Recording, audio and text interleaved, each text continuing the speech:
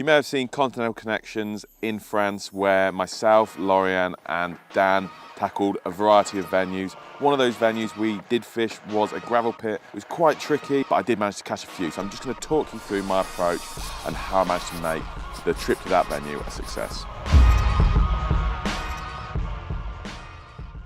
So the first and foremost consideration on any venue is the location, and that of course was what I was thinking when we arrived at the gravel pit. Because it's not just a gravel pit like in the UK where it's closed off, it's actually connected to a river, so carp can come and go. And especially this time of year when they're looking at spawning, I do think that there's going to be a lot of movement between the river going in and out of that gravel pit. And I knew I wanted to be there. Without even going out with the echo or anything, I knew that this was going to be an interception point for the carp. So it was a big focus for me. I jumped straight in there where I had the mouth of that river to fish to. The next thing to do was go out and map the area in front of me. And to be honest, what I found, it gave me very few options, but that was probably a good thing. Right in front of me, it was 21 foot, it was deep, it was barren, and I just couldn't see the carp wanting to feed there. Where I could see them wanting to feed was on the opposite margin. There was a lot of snags in the water, nice sort of sloping margins that I knew that they'd get up into, especially when that sun was beating down on them. It just looked perfect, and it didn't take me long to think about placing all my rods over there. One spot in particular really did look amazing. There was a tree in the water, a little bit of it was sticking out. When I went out with the echo, I found a really clear, rock hard patch. It was showing up white on the deeper. I knew that this was going to be an area that the fish wanted, but that whole margin I was interested in. Also, I wanted to fish either side of the river opening because I knew that when they came in, they'd either have to go left or right, and I wanted a rod there to intercept them whichever way they may go. So it was quite easy for me to decide where I was going to place my rods because of how little I actually had. For me, all the signs, the time of year, everything pointed in the direction of placing rods along that far margin. These carp, they're not stocked fish, they're wild fish. And because of that, there's a chance that these fish have never seen boilies before in their life. I'm sure they have come across them at some point. Again, they are in the river and people do carp fish the river, but they don't come across boilies every single day. However, with wild fish, once you get them on boilies, they love them and they become so easy to trip up. So I did want to include boilies a lot in my mix, but I needed a way of making them realise that it was an actual food source, because sometimes, because it's so unrecognisable to them, they don't even realise it's food. So I'm adding to that boilie mix a lot of particle, a lot of tiger nuts, and actually the natural boosters. The mussel blend or the brine and shrimp gammas I find is a great sort of cold water natural booster, and that's what I add to the mix to really incentivise those wild carp to investigate the mix I'm putting out there and recognise it as food. The particle does the same thing. I find that particle and tigers, they're a really nice crossover bait between pure natural food and angler's bait, and that's why I add a lot to my boilies, because I really find that, I don't know whether it's the sensation of the feeding on it or the fact that it looks very similar to food items that they come across naturally, but the wild carp seem to be a lot more naturally turned on to particle and nuts than they are boilies. So adding that into the mix means that they're more likely to get on it in the first place. They then start feeding on the boilies, and once they're on the boilies, they become very easy to catch. I wasn't concerned about a super tight baiting approach. For me, spring fishing is all about fishing areas. The carp, they've not really found the spots that they're obsessed with feeding on, where all the naturals are collecting, because the naturals haven't really blossomed yet. They're more focused on feeding in areas. And one thing you've got to remember about carp as well is that they don't have a stomach. They've just got one long intestine, and the speed at which they can digest food depends on their metabolism, which depends largely on the temperature of the water. And right now, it's pretty cold. I know the days are quite warm, but the water temperature is still pretty cold. They can't sit on one spot eating loads of food at once because their body just doesn't allow it at this time of year.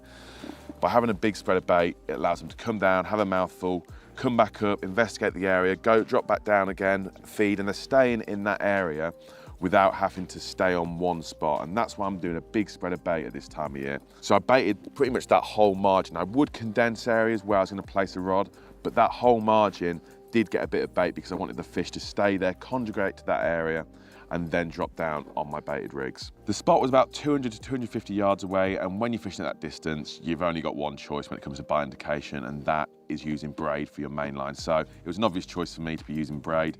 When I'm fishing super long distances And when I know there's a few snags in the water, I actually like to use a floating braid because I get worried that the sinking braid gets pulled into structure in the bottom and it can cause a few problems. So when I'm fishing a long way, I always use floating braid. You need elasticity when you're fishing with braid because if you don't, you're going to rip the hook out of fish's mouths. It's important that you've got that little bit of bungee in your setup to compensate for the fight of the fish so that you're not just ripping the hook straight out its mouth, and you can actually cause quite a lot of damage by doing that. So it's important you've got some elasticity. A lot of people will use mono snag leader, which is great. It is a good product, and the only issue I have with it is it's got very, very high memory, which means it can become quite coily. I don't like it, it's not very neat. And I'll only use it if I really, really have to because of the snags. Now, there were snags in front of me, but they weren't so severe that I felt like I had to use mono snag leader. So what I've been using recently are fused leaders. They're 1 metre long and they've got so much stretch in them that you can get away with just that short metre leader section, and that will give you all the elasticity, all that bungee you need to play carp safely and effectively when fishing braid. I'm a massive fan of them. I really, really like them. The only thing you've got to be aware of is you need to straighten them out when you get them out of the packet because they'll be quite coily. I lick my fingers, pull them down, use a bit of friction to get them nice and straight. And yeah, I've only been using them recently, but I'm a massive fan of them.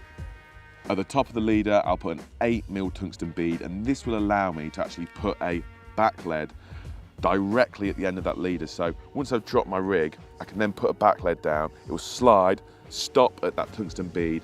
I know that that area there is absolutely pinned down out of the way of feeding fish. Again, this is something I've only been doing recently in the past sort of 9 months, and I've found it to be really effective. I love the fact that you can keep that line completely out of the way of the fish, and especially when you're using floating braid, if you don't have that back lead, I feel like sometimes it can lifting up and it can cause some presentation issues. So for me, that's a big addition to the setup that I like to use. You don't lose fish on claw hooks. And I'll take that to the grave with me. If you know me, you know that I love using a Ronnie rig, and it was no different here. I think a lot of people think when you go over to Europe, you've got to change your rig up completely so that it's a bit more brutal, a bit more agricultural and suited for this hard European fishing. But for me, you don't. You can use exactly what you use in the UK. You might need to change a few components depending on the type of fishing you're doing. If you're snag fishing, if you need to give them a little bit more, but the mainstay of that rig is exactly how I always use it. I like to take a 20-pound section of semi-stiff skin link. This for me is the best boom section you can use. I don't like to use something that's completely stiff unless I absolutely have to, because I like having that mix between a kick away and not kicking away completely straight, because when that happens, if the fish comes from a certain direction, it's quite difficult for the hook to actually fly back into the fish's mouth. By having a semi-stiff one, you get a bit more of a curve in your hook link, and it means that if a fish comes directly on and feeds on that hook bait, it can actually fly back into the fish's mouth better. So for me, it's really important to use a semi-stiff hook link. A lot of people will fish their Ronnie rigs with the hook bait directly on the shank, and I used to do this, used to get funny hook holds, and I was speaking to Tom Foreman in the office once, and he said, try adding a bit of separation to it. I achieve this through either tying on a slip D myself, or I use a little D-rig kicker, something that we're going to be bringing out in the future at Nash. And I found that having a bit of separation is very, very key to having better hook holds and landing more fish. Normally, when I'm using a Ronnie claw, I'll use a size 6 floater claw, and I'll only change from this when I'm snag fishing. It's not about the size of the fish. I've caught carp to nearly 80 pounds on a size 6 floater claw, so I know that the hook is strong enough itself. However, if I'm fishing close to snags and I need to give them a little bit more, I will go up to a size 6 claw or even a size 5 claw. Exact same pattern, so the only difference is that wire gauge, and that's why I'm stepping up to a claw when I'm snag fishing. In this instance, I was using a size 5 claw, just so that when I hook them initially, I can just pull them away from that tree, give them a bit of extra pressure, and then it's plain sailing, playing them in from the bank or going out in the boat. When it comes to the hook bait that I choose, it's spring, so I'm going for bright hook baits. Again, also because of how I'm baiting, a big spread and quite a lot of bait, I want to have something that stands out. And again, because these are wild fish, I want something that stands out, really sparks their interest and gets them to come down and investigate. So I glug them up quite heavily as well to add loads of extra attraction. Because I'm fishing them on a Ronnie setup, I don't need them to be super, super buoyant, so I can get away with them being quite heavily glugged. And I just feel like those extra amount of attraction leaking off really, really does help pull the carp in. I think that the pink one is the best. As we get a little bit further into spring and everything warms up a little bit more, I found yellow to be better as a general rule. But in this early spring period, pink is the one, and that's what I was catching on at the gravel pit. As I'm sure you saw, it was quite windy as well, and at times that can make boat work quite difficult.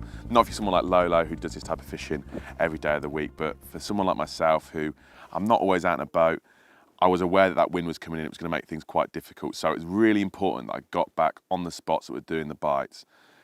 Thankfully, I did have a few horizon markers lined up, and because I'm fishing straight to the opposite bank, I know exactly if I line up for that horizon marker, go straight for it, look on the deeper and see that depth, because we've got that sloping margin. Once I'm on that depth, I know if I'm lined up on that horizon marker, that I'm exactly where I need to be. I've also, just to be sure, I put some waypoints in the deeper so that I know when I'm over it, I've got the horizon marker, I've got the depth on the deeper, and I've got the waypoint. I know I'm bang on the spot. It's a case of dropping the rig, throwing the bait in, and coming back to the bank. Again, because of that wind, if I could play them from the bank, I would. And I did have quite a clear area in front of me. So as long as I pulled them away from that far margin, away from those snags, I was quite happy to play them in from the bank.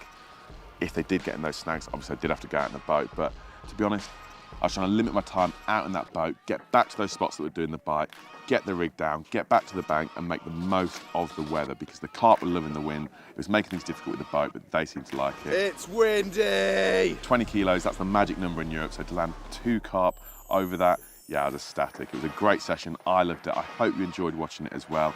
If you do something quite similar to this in your own angling, I hope there's a few pointers there that you can take on board that will help you catch a few carp as well.